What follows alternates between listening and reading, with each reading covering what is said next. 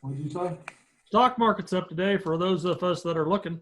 I'm scared to look. It was up 500 points earlier. And as long as it's good in 5 years and 5 months, that's what I'm looking for. Hey, Holt. Hey there. All right, it's 1:59, Mrs. Yeager, Chief of Staff. My clock says 1:58, but Ow. well,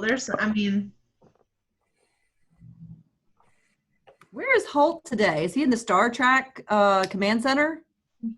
Oh, how you like that? That's pretty cool, ain't it? The problem is that command center belongs to Janice. You see, I'm sitting at the navigation desk, not the big chair. That's right.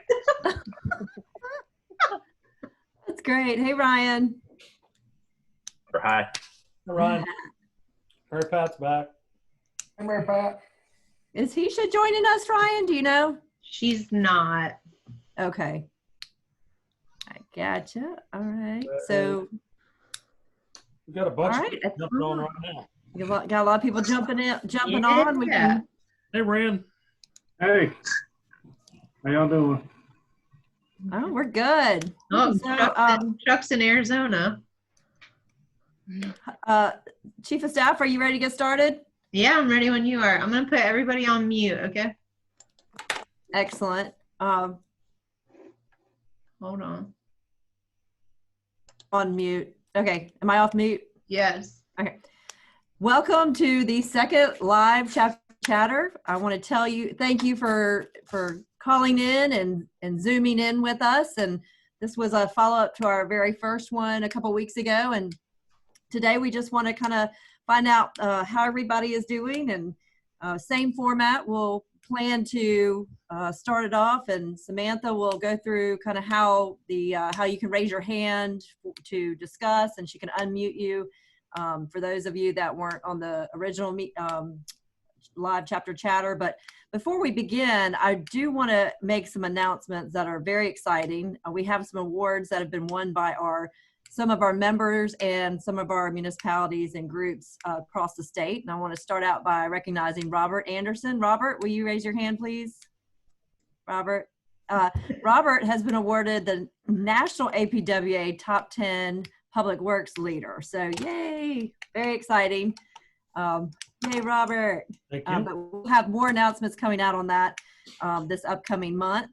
But we also want to recognize Heisha Gamble from Greenville County. She was awarded the Young Engineer of the Year by the South Carolina Society of Professional Engineers. So yay for Heisha, even though she didn't make it on here. If anybody sees her, if you'll pass along our congratulations. The City of Charleston has been fully accredited with APWA. So good job, City of Charleston. I don't know if anybody is on here, Tom, or anybody from City. Today. Okay. City of Greenville, top 50 leading fleet. So good job. Oh, good job. Lee's on here. Yay. And then Charleston County, top 50 leading fleet. So good job. Those are some exciting, fabulous awards that we're winning. We're pretty amazing people, and it's just nice to have the recognition that we deserve. So with that, I will let Samantha, our host, kind of go through. Robert, did you want to talk? Dana, just real quick, I know we have some participation from National today. Uh-huh. We also have some participation from our Colorado chapter that's actually seeing how we host these. Excellent. That's wonderful to hear. If anybody would like to talk, just raise your hand. We're welcome. We're very excited that you're participating with us. I know I see Pete. He's from, I believe, the Colorado chapter, and Tammy Bennett from National. And we appreciate y'all calling in and being a part of our group. It's been a great format for us to share ideas without having to necessarily get together. We've been able to do a lot of good stuff here. So with that, I'll hand it over to Samantha. Tammy, did you want to say anything real quick?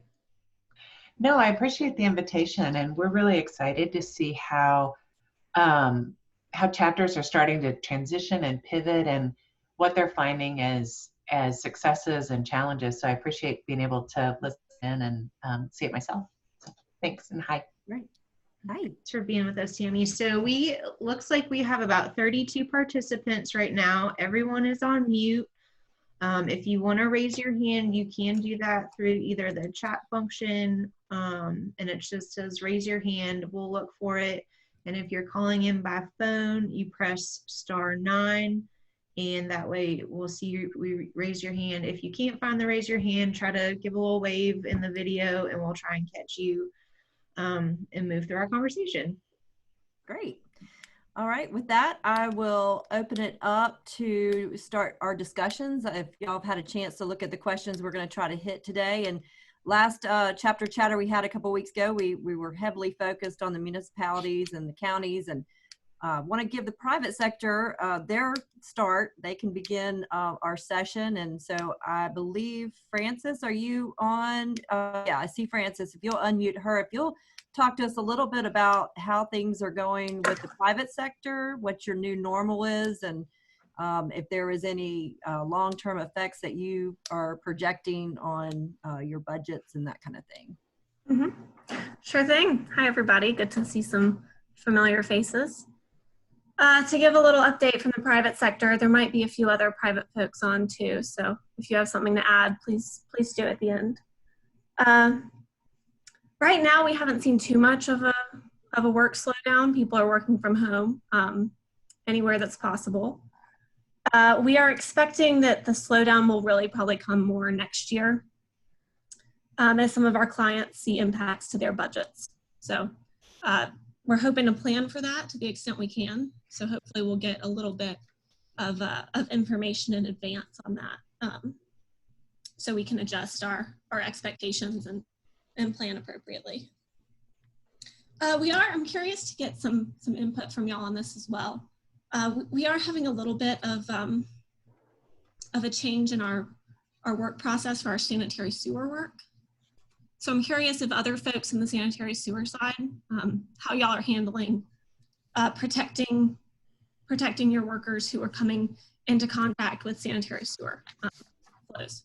So we've had a little bit of a slowdown in our work that involves directly diving into the sanitary sewage. We are going to be restarting that soon with an increased level of PPE.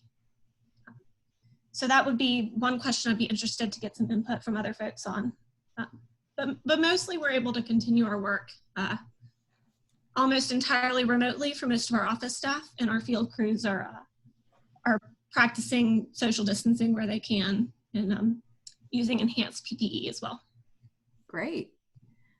Thank you very much. I see Keith Pugh just joined us as well, our Region 3 Director. Hi, Keith. To address that, Frances, from the private sector, I don't know if anybody is following the news, but we have a group at USC that's been testing our wastewater treatment stream. And of course, they've identified the coronavirus as in our influent stream, which is not surprising, of course, but we've just been very transparent, and our treatment, letting the public know, sending out press releases to make sure they're aware that that is taken care of as part of the treatment process. But just trying to manage the public's expectations and make sure they understand that that's not going to be a problem.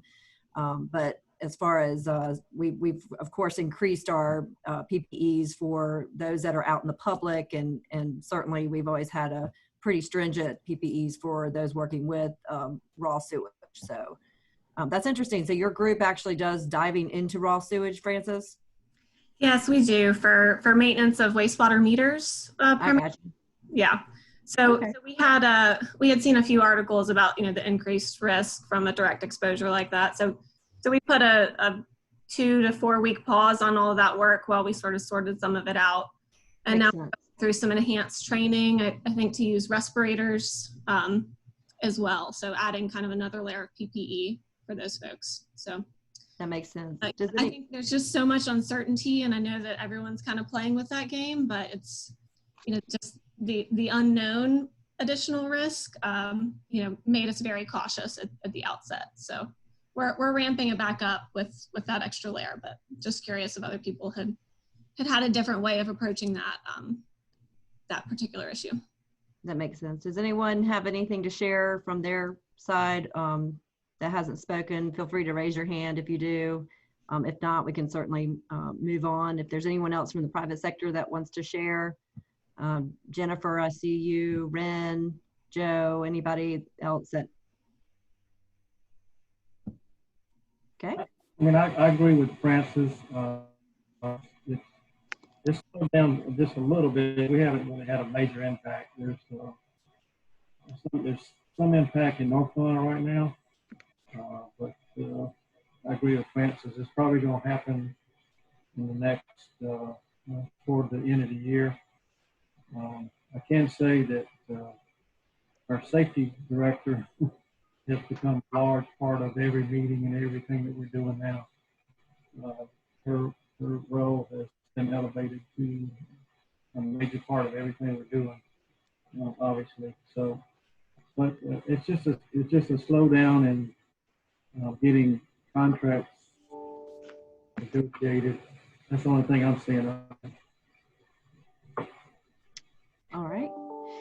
So we'll move on. We have a question in the Zoom chat before we move on to our next topic.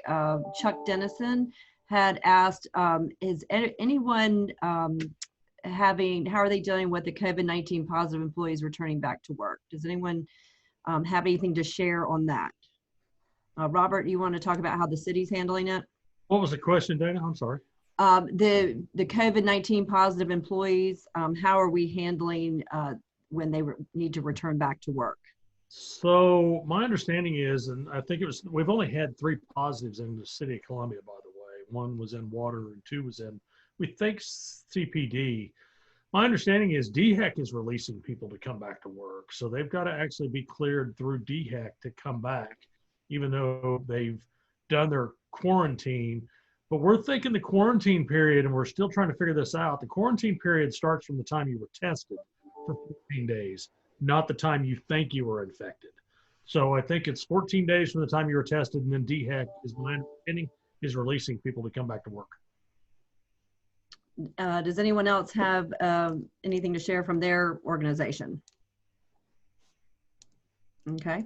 So maybe we can move on to just talking about how everyone is gearing back up for the anticipation of reopening our communities. I know that for the City of Columbia, originally we had looked at May 12th, that council meeting going back to normal and having, rather than the emergency critical items on the agenda, going back to our normal process. But I found out today that we are actually going to be, that will continue to be critical / emergency, and potentially May 19th will be the time that we're able to go back to normal schedules on our council meetings. Does anyone else have any thoughts or have heard from their organizations on when we are going to start reopening in your area? Hey, Dana, this Holt. I heard yesterday that the judicial systems, the courts, won't probably go back until June 12th. June 12th. I'm sorry, say again. You said June 12th? Yeah, June 12th. Wow. So that's been our main focus, is on the public buildings where the public will access. Right now, we have one building that our building permits, and most of our permitting is in this one building. We're mainly focused on trying to get supplies, cleaning supplies, hand sanitizer, masks, shields, all that. Desk shields, not necessarily face shields. Right. Get all that ready to go, and we're looking at the middle of May, May 18th, or May 12th to May 18th time frame. But we're going to do it a little at a time. We're going to open those public buildings, and then we'll make sure that we got everything in place. Then we'll get ready to open some of the courts and the courtrooms, and have all that ready by the time June 12th gets here.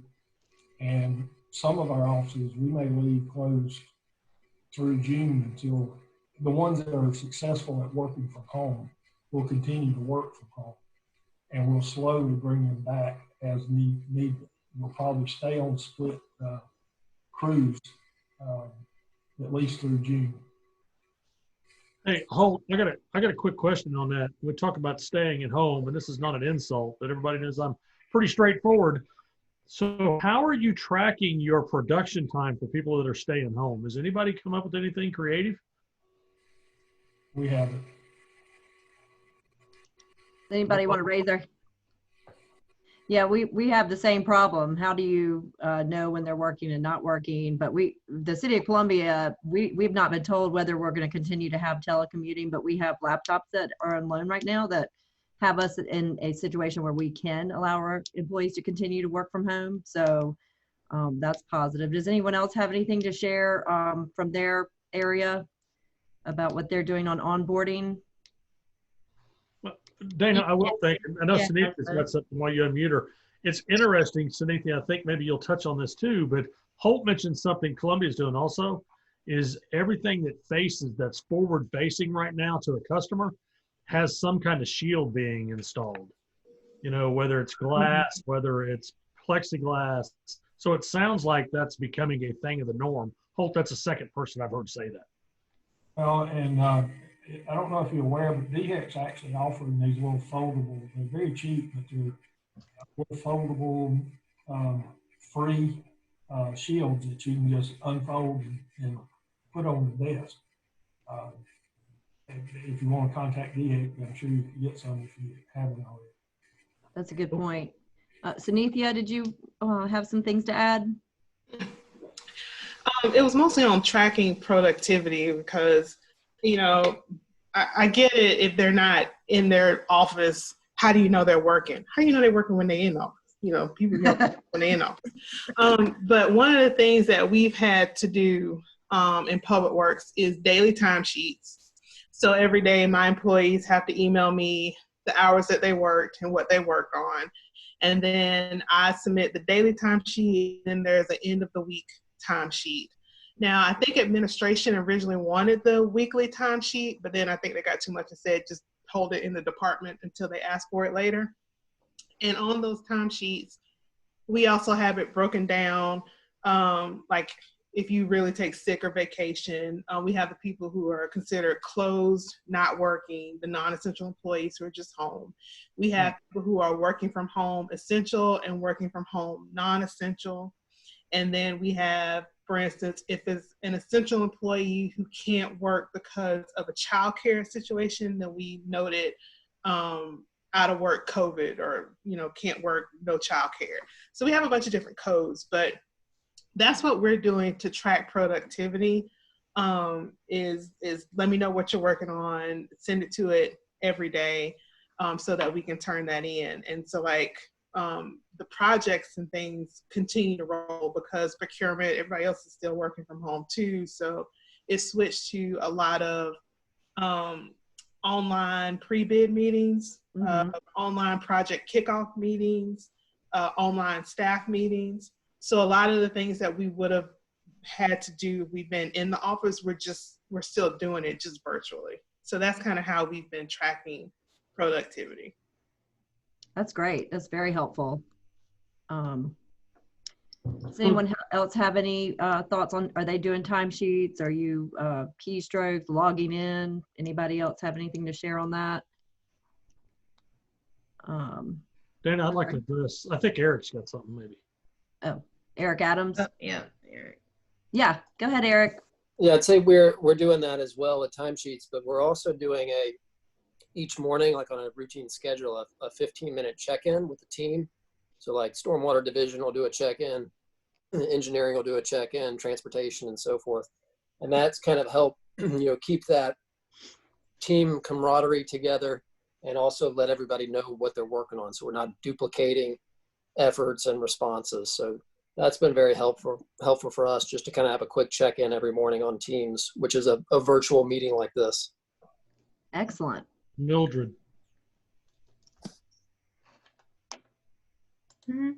Does somebody, Mildred. Mildred? Yeah. Chief of Staff, come on, let's go. I'm pressing unmute her. unmute. Oh my goodness. What did it do? We're working to get your microphone on here.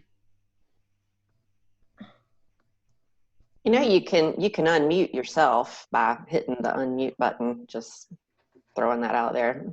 Thanks, Jennifer. There you go. Okay.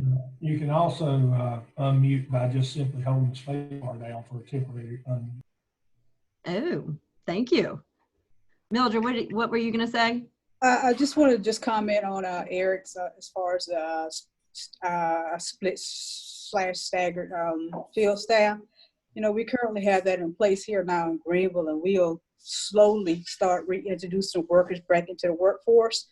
But yeah, that's something that we've been kind of charged with, is coming up with a plan for each individual division to slowly take those steps and getting back to, because there's going to be a new normal everyone will have to adjust to.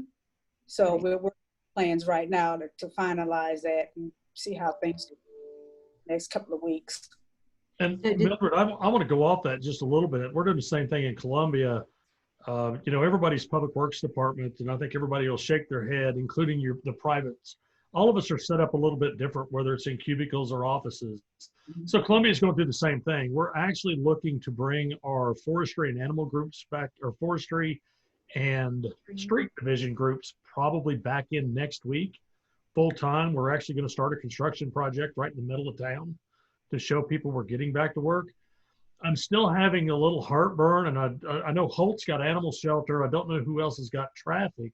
I'm still having a little heartburn over bringing a full animal shelter back in instead of split, because the way, and our traffic, because if you bring all 25 guys in traffic and you happen to have a positive and we have to isolate the whole division, trust me, you guys are going to have red lights all over town because there'll be nobody to fix those lights.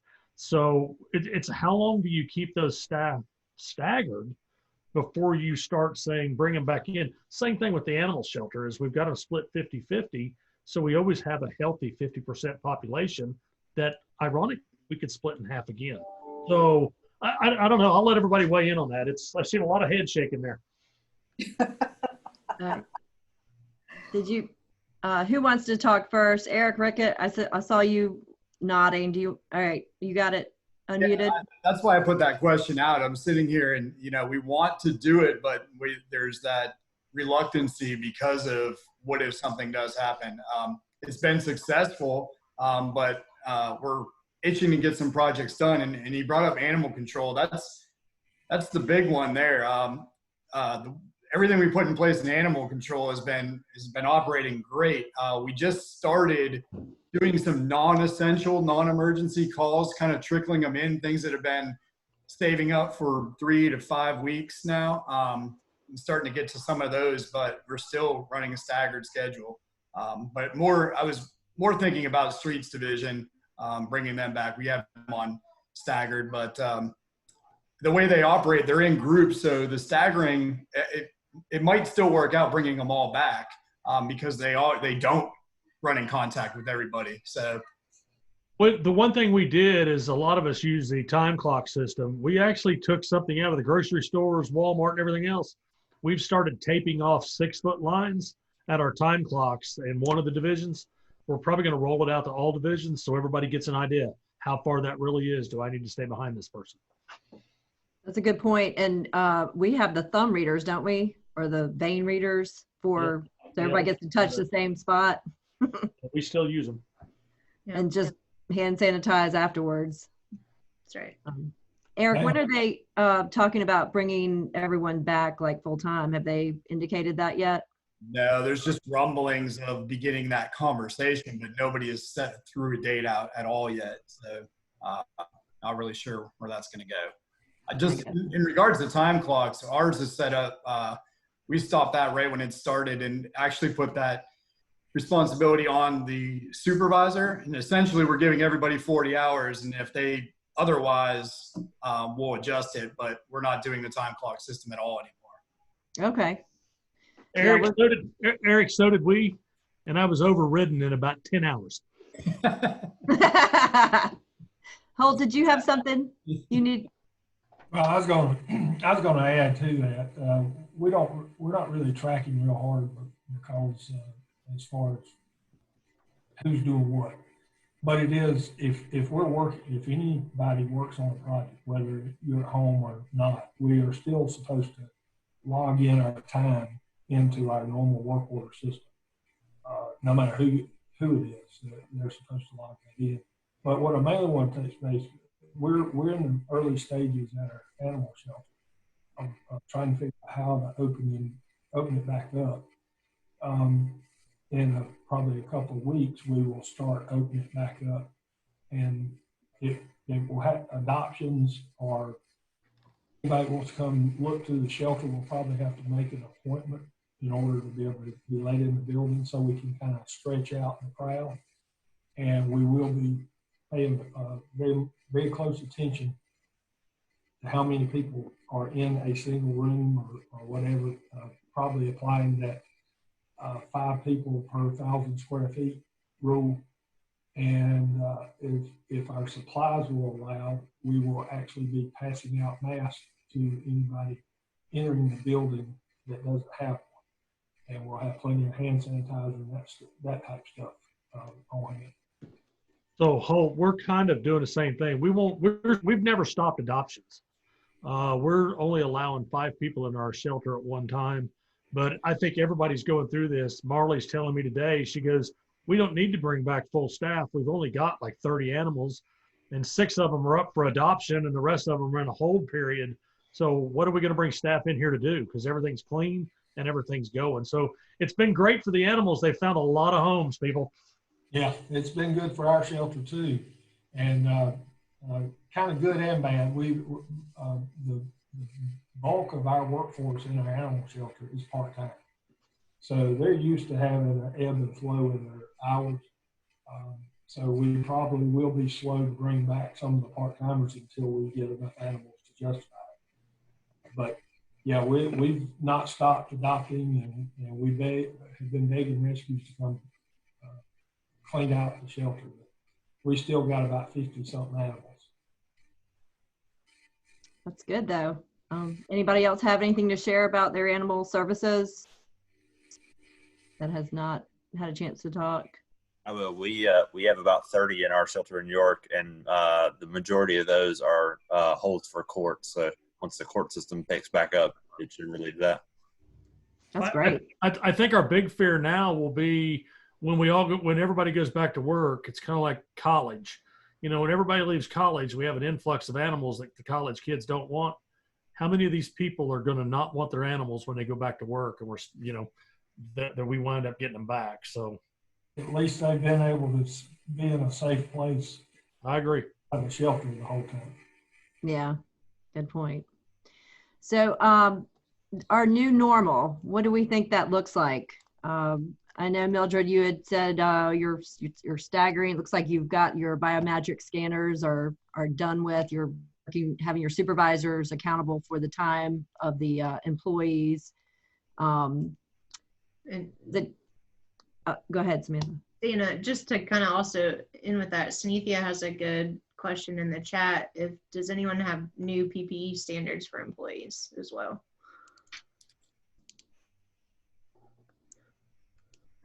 I think everybody's changing. I think I learned one thing just a few minutes ago that really has nothing to do with APWA, but they're now saying you can't go into Costco without a mask. Mm-hmm. So that's really, yeah, that's going to be changes, in our society. And I know Robert Sweat's group, and somebody mentioned people riding in trucks. Any more than 2 people in a truck, everybody's got to have a mask on. Yeah, and that was my question with that. So when people come back, whether it's staggered or June 1st, go full steam ahead, does anyone have anything now of what you're going to require from your employees? Like, is it going to be they have to wear a mask? Is it going to be when they're talking to the public or in cars with each other? Has anybody put anything like that together so far? And if so, I'd love to hear it or see it if you have it written. And if we don't in South Carolina, I will say that there is a group through APWA that's a specific COVID-19 community that you can ask questions to all of our members. And there's some great responses on there already for some other stuff. Sanithia, I'd also say that when we talk about new normal, I think we're kind of seeing our new normal right here amongst ourselves. I think a lot of meetings a month from now will be held just like they are now. Even when everybody goes back to work, Samantha truly sets across literally the wall is like right here. Oh, Robert froze. You both froze for a minute. Everybody froze. Everyone Oh. froze. Yeah. So I was saying, Samantha sits on the other side of where I hang my pants every morning, since nobody knows if I got it or not. Mildred, did you have something to say? I didn't know if you were raising your hand. Sam, will you unfreeze her mic? There she goes. Yeah, I was just, I saw the question as far as the PPE is concerned. You know, the normal is you know, that's always been something that we've had in place here, but now we've made a couple of policy changes within the last couple of weeks, and how long those policy changes will be in effect, but they do reference wearing, they're highly recommending that we wear a mask for a period of time. Even in the offices, the only time that if I walk out of my office, I have to have, which is just a great thing, a little face covering or a mask on in order to have a conversation, you know, within a reasonable distance. And all the employees are required to wear a mask now here. But the thing with Public Works is that, you know, mainly solid waste never has, you know, we never have stopped or suspended any services. So it's kind of, you know, steady as you go like we normally would. But yeah, we've made a lot of changes as far as PPE equipment, and I think that is going to be around for a number of months as we continue to work through this pandemic. Definitely. So Mildred, with that said, and this is a good question for the group, is anybody buying special masks for their employees? Like, we're still using surgical masks. Is anybody investing in buying cloth masks, or I want one with a zipper in it so I can unzip it and talk. So Nithya also had her hand up, Samantha, whenever you get a minute to unmute her.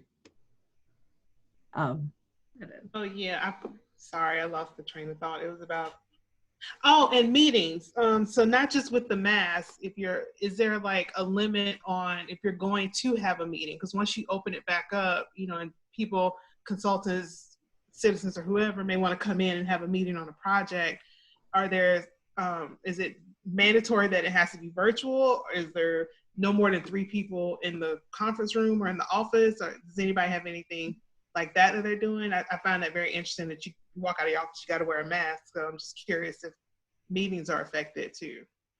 Mildred, you want to answer that one? Yeah, we've all our meetings now, whether they're internal or external, have to be, you know, through some type of have to be visual, you know, web-based type of meetings. No, you know, person-to-person, you know, contact meetings are allowed right now, you know, here in Public Works all throughout the city. So everything is being taken, you know, everything is being through video conferences. So what about hiring people? Is anybody doing any interviewing right now? And Eric's got his hand up. I was going to say that. Hiring? Yeah, we're hiring actually several supervisor positions. We had some internal shifts and things. So Ryan and I have been conducting Zoom interviews, which is interesting, especially with the time constraint, because we're not buying the purchase one, but then we follow up with a conference call if we run out of time. But it does work. It's pretty interesting. It's the new norm, it feels like. So. What gets a little hairy is, I guess, the transition once you hire them and they got to meet their new team and things like that when they're kind of staggered or scattered. Definitely.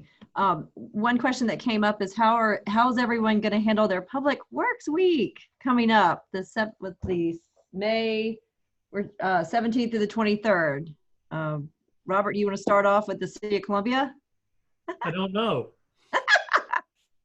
So we've just started talking about it. You know, we used to have, you know, popcorn and peanuts and lemonade all week long and backhoe rodeos and snow cones.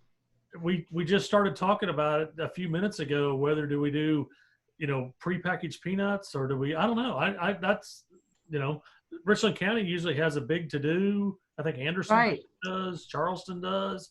I don't know what that looks like today, but I think we've got to do something. And you know, they had telecommuter week here last week, and they had all the police and fire trucks drive by with their sirens. I guess we'll just park all of our public works trucks and all of our garbage trucks, and we'll just drive around the building for a couple hours. Be facetious. Does anyone have anything? Tammy, you look like you have something to say. I know National sent something out about, you know, trying to continue to do the proclamations in our cities. Do you have anything else to share? Yeah, I think that staff did a lot of brainstorming about how to help celebrate in a virtual way, and I think that was all came out in one email document. I can't remember all of them, but part of it was to one of the things that we talked about a lot was taking the time not only to thank our own employees, but for our people to thank other first responders. So it's our week, and we want to recognize that it's our week, and we're going to say thank you to these other people that often are the people that get more attention anyway, but it's still a level of helping awareness and appreciation. Definitely. That makes sense. I know y'all sent something out, and it's definitely something to look forward to. And I know, Samantha, you've got some of those thoughts in our chapter chatter that'll be coming out for the next round. Does anyone else have any thoughts on it that they'd like to share? Just raise your hand. Or no one? Okay. Well, we'll hopefully share some ideas. And I think Keith and Cynthia has got a good conversation going on in the chat over here. Circling back to public meetings and pre-bid meetings. Keith, you want to talk? All right, take it away, Keith. Do I want to talk, or? You just heard the radio voice. Oh, the radio voice. That's right. No, one of the bigger questions that we keep running up against is how people are handling those traditional face-to-face meetings, things like pre-bid meetings, pre-construction meetings. How do you handle a bid opening in a public format? You know, also, how are you handling public input on your various projects? You know, where it's required that you have an advertisement in the paper or some other broadly circulated thing to where the public even knows that you're looking for input. How do you solicit that? How do you document that so that you can satisfy state and federal requirements? So that's why I threw those out there, and I'm sure that some of you have already run into that because we are now bumping up against some of those things. Well, I can speak for the city as far as pre-bids and pre-construction. Well, definitely pre-bids.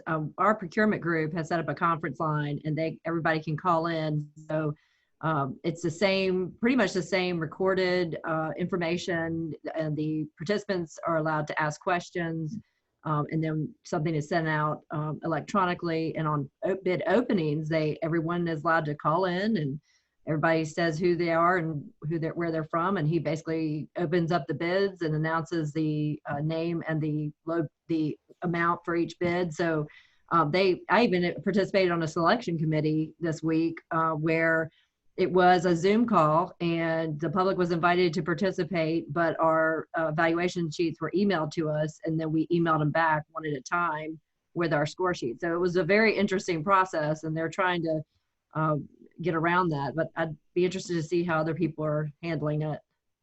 Is that Mildred? Did you have your hand up? Oh, anyone else? Well, I'm also, while we're on that same subject, curious about how folks are handling things like plan submittals for technical review committee, requirements. Are those all electronic now? Are you actually, and your bid packages when they come in? Because traditionally those are delivered and you have to have seals and bid bonds, and you have to have all those things attached to them. Are you accepting electronic versions of those? So, Sunitha, did you want to speak? I can speak while you get her unmuted. I can speak to the city. So we went to eBid probably 3 or 4 years ago, where everything's electronic on our eBid system. But for the plan submittals, we have not stopped. In fact, it's been busier than ever. Everything's accepted electronically, And we actually have to meet out front at our front doors that aren't open to the public to, hand some of the stuff off that has to, like you said, Keith, be sealed and certified. So we will set a time that we can meet the public out in the front of the building, because we have been instructed that all those services need to absolutely continue: tap sales, new services, new construction, and post-construction. So none of that, we've been 100% going full steam. Everything's electronic though, other than those clandestine handoffs. Sanithia, did you want to weigh in also? Well, the Home Builders Association, whatever their new name is, they did email every building official in the state and said you can't shut down construction, so that can't stop anyway. But and in Richland County, they've been doing digital submittals and digital plan review for a long time. I think if you need a specific meeting, you have to call to schedule it. But for pre-bid, now we hadn't had the opening yet, but we had a virtual pre-bid meeting probably 2 weeks ago, and our procurement office just used Zoom. And so the consultant engineer put together a presentation, because we didn't do a site visit, and so we had pictures of the project, and she went over the pictures of the project during the Zoom presentation. And then our procurement director went over all of the bidding, whatnot, that legal crap. And so then they just posted the Zoom presentation onto Bid Express. So if anybody had questions, they could go back and they could still see the presentation and see what we talked about. It was recorded. And our engineering department is doing a virtual pre-bid that way as well. And for public meetings, now for our projects, we usually meet with the neighborhood to kind of give them an idea of what we're gonna do. This isn't one where you have to put out an official notice, but I just got off a Zoom kickoff meeting for a project we're doing. And luckily that consulting group, they just did like a virtual public meeting using Zoom, where citizens could ask questions. They went through the presentation, they told them about the project, and could give them that feedback. And so that's what we're planning to do with 2 of our projects. And then I have another project we'll probably do some feedback. So I think a lot of people are just getting used to using Zoom and these online tools, and it's becoming more normal. That's exciting. Hey, Jim. I want to recognize Jim Neal just popped on. Hi. Do you have anything to say, Jim? Greetings. How are you all doing? Hello, Keith. Good, good. Robert, Keith on here, Tammy. Hope everybody's doing well, and hope to see you like in person relatively soon. Definitely.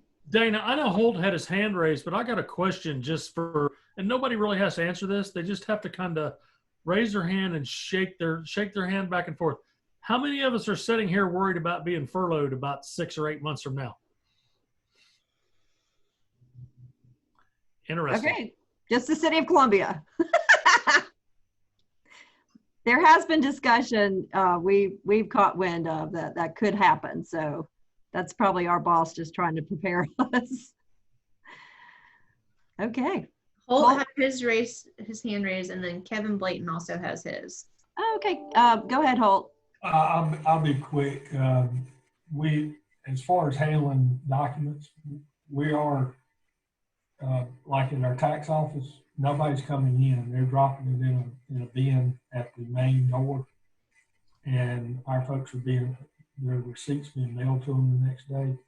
Same with our stormwater and anybody else that's having to take permit documents. They're like our stormwater, they're to bring them and deliver them to a lobby with a security guard there, and our staff will come get it later, and we'll send them an email, acknowledge we got it, and send them a receipt or any checks or whatever. Pre-bids, we haven't had any, but as far as pre-construction meetings, we can do them outside and stay separated. We're continuing. Like a tailgate meeting? Go ahead, Dave. Like a tailgate meeting, but 6 feet apart? Right. That's kind of what we're doing. Great. Thanks, Holt. Kevin, have you unmuted? Hello, all. Hey, Yeah. Kevin. Hey, so catch up on good to hear y'all. Good to see you. Catch up on a couple of topics. We have taken some bids. We sometime back have gone to electric distribution of bid documents, but we still do require hard copy of the bid documents to be submitted to us through, FedEx, UPS, Overnight Express, and we just set a time that has to be delivered to us. And we are not doing public openings. The procurement office is opening those bids, of course, in the presence of some witnesses. So that's worked out on a couple of bids for us, and we haven't had a significant issue on that. As far as furloughs, yeah, North Myrtle Beach has furloughed some people, and we actually have a hiring freeze as well. Wow. That we have a hiring freeze. I don't know when HR is going to come back on board, but they're not even telecommuting. They just said no hires, no nothing. Yeah, we were originally targeting a 15% payroll cut because that was the revenue loss that we're seeing early on. Whether that will hold throughout the budget, into the budget year, into the new budget, I don't know.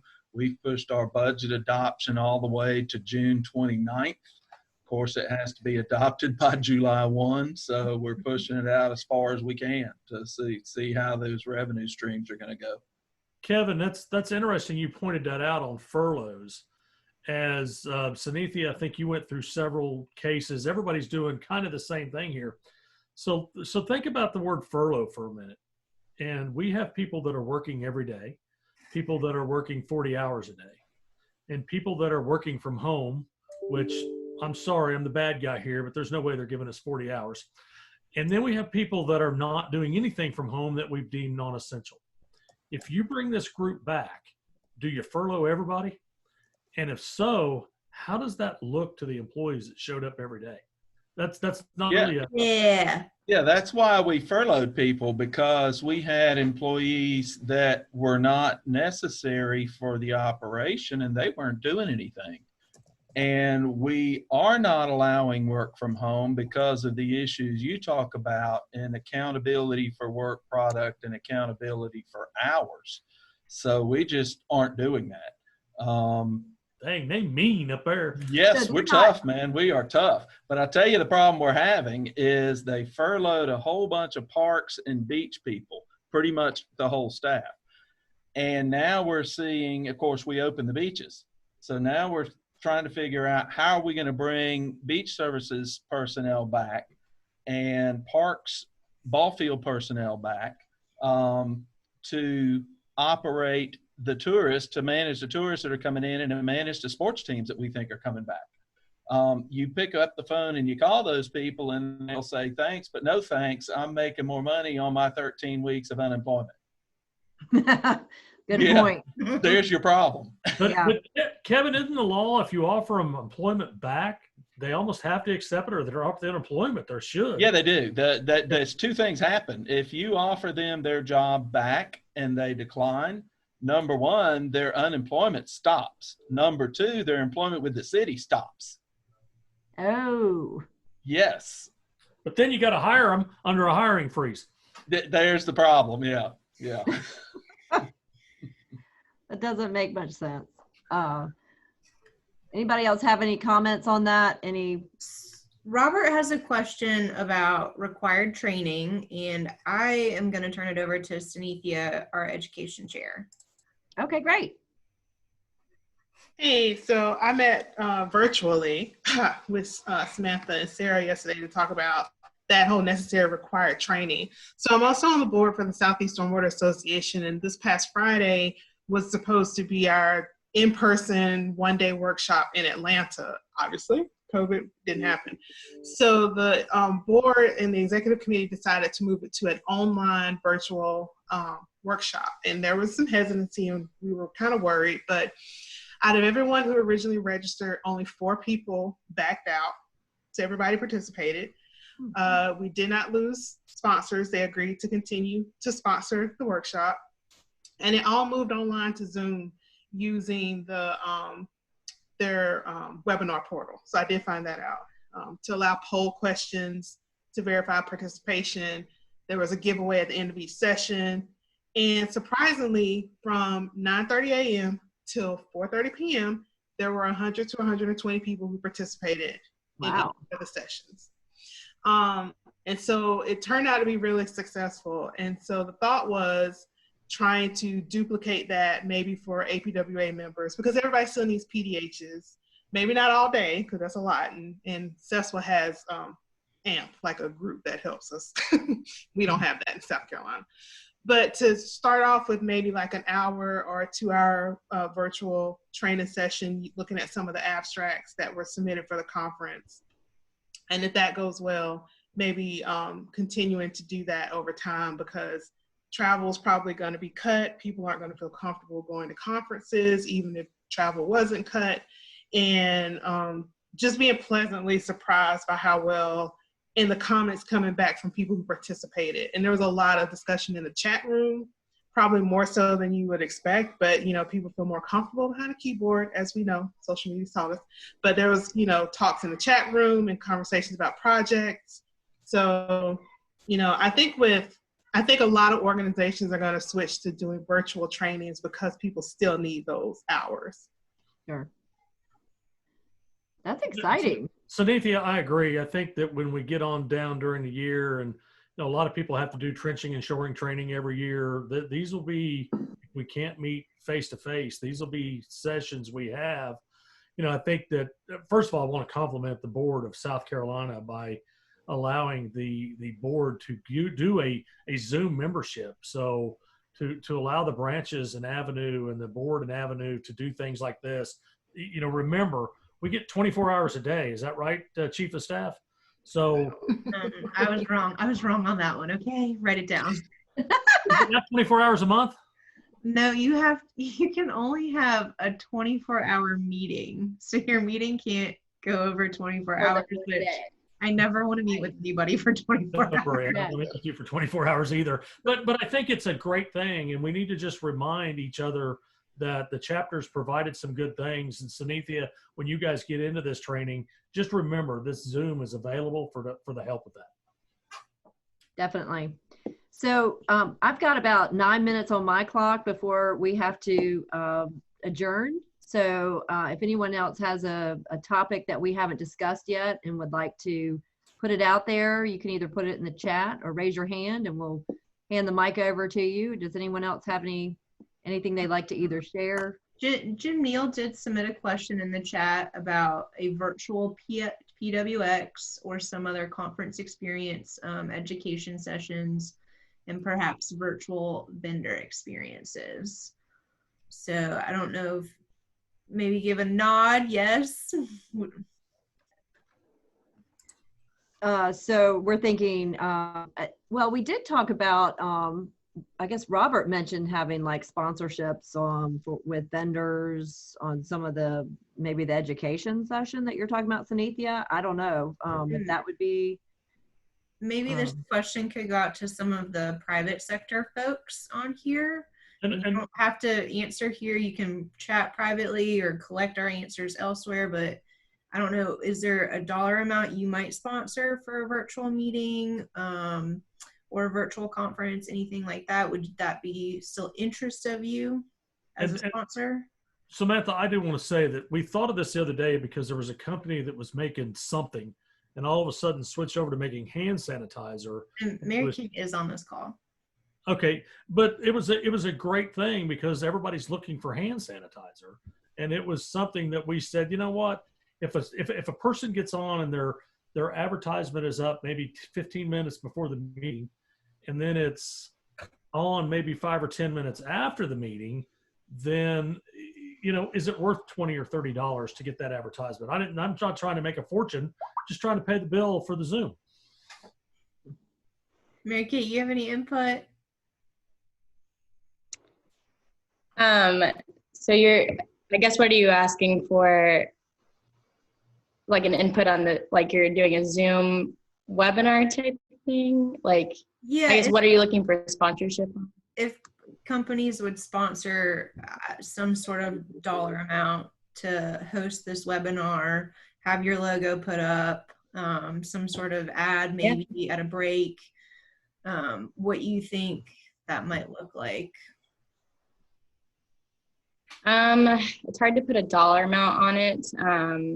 I mean, we could always base it off how we've typically done sponsorships in the past, and kind of do the certain levels and what you get broadcasted, maybe how much time you get broadcasted too.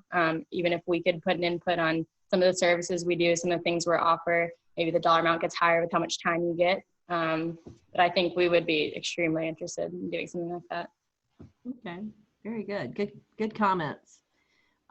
Anything else that anyone would like to share? I see, Samantha, you have been recording this. We didn't record the first one. That was we realized after we shared all those wonderful ideas that maybe people want to see what we talked about. I am recording. I forgot to mention that earlier.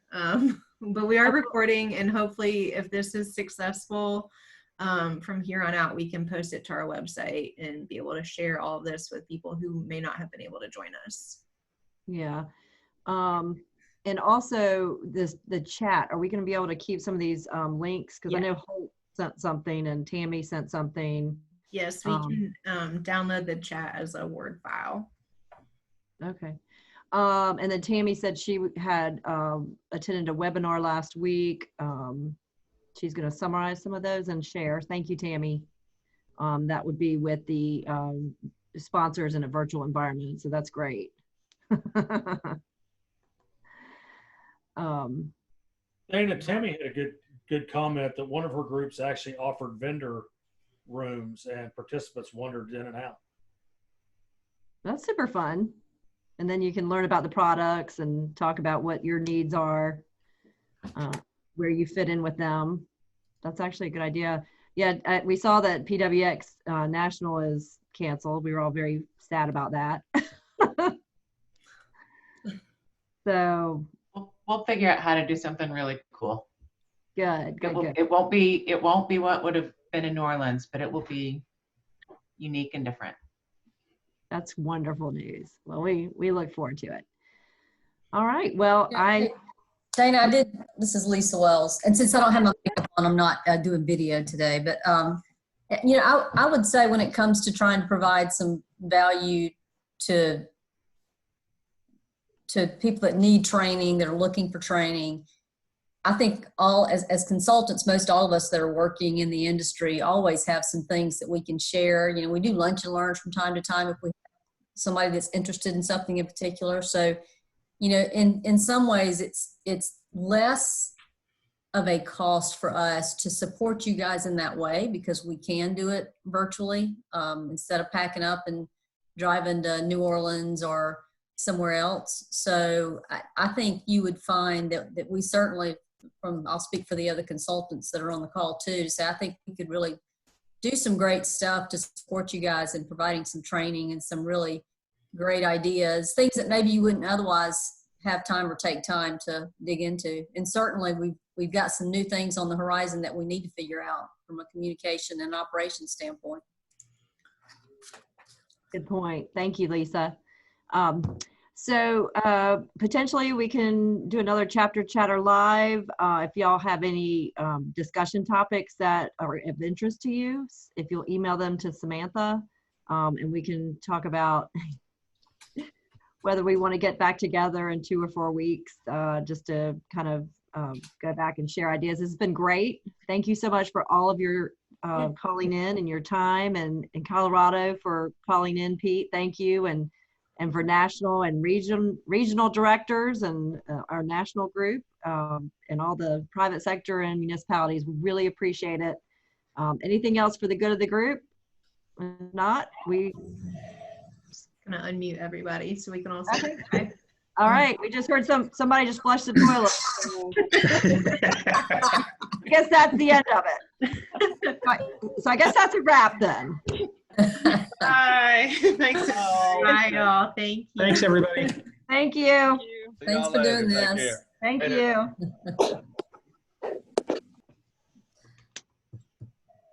You know, I'm actually surprised folks didn't ask the question about why we canceled PWX. Well, I think everybody gets it. I don't think anybody thinks anybody will go. Well, yeah. I actually had one of our representatives from Tennessee reach out to me and basically, hey, we did this too quickly. You shouldn't have moved this fast to cancel this. And I'm like, wow, who's going? Yeah. At this point, who's going? I mean, the convention center in New Orleans, isn't that currently being used as a field hospital? Yes. Yes. Yeah, I'm not that Burned anxious to down. go running into a hot spot, you know? Now, But they're going to open up New Orleans in probably another 30 days. I think they'll have the hospital taken down in about 60 days based on what I've heard from the Corps guys. Interesting. I hope so. We've already got some of our larger municipalities restricting travel, folks being told they're not going anywhere for the rest of the year. I mean, all of those things. I think there is a tremendous amount of fear in America right now. Yeah. That fear There is is. probably overstated. I think